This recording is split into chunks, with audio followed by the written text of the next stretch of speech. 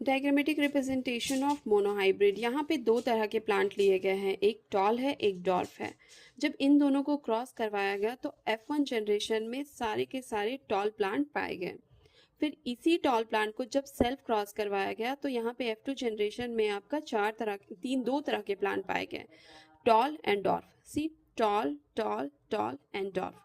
अब इसी को हम लोग पनेट स्क्वायर के हेल्प से समझेंगे। देखो, जैसे कि यहाँ पे दो तरह का प्लांट लिया गया है, टॉल जिसे रिप्रेजेंट किया गया है कैपिटल टी से, और एक डॉर्फ है जिसे स्मॉल टी से रिप्रेजेंट किया गया है। इसके दोनों गैमेट्स लिए गए हैं for F1 generation T T. यहाँ पे दोनों गैमेट्स को लिए गए हैं स्मॉल टी। ठीक है। अब देखो, ये जब पेयर में रहते हैं तो जीन कहलाते हैं, जब अलग हो जाते हैं तो एलील्स कहलाते हैं। यहाँ पे अलग होके दो तरह के गैमेट्स का फॉर्मेशन कर रहे हैं, दो तरह के स्मॉल टी, यहाँ पे दो कैपिटल टी। अब इसी जब पेनेट स्क्वायर में पुट किया गया तो हमें यहाँ पे सारे के सारे टॉल प्लांट मिले, capital T small T, capital T small T, capital T small T, capital T small T. Capital T dominant है, इसलिए सभी का जो फिनोटाइप रहेगा वो टॉल रहेगा।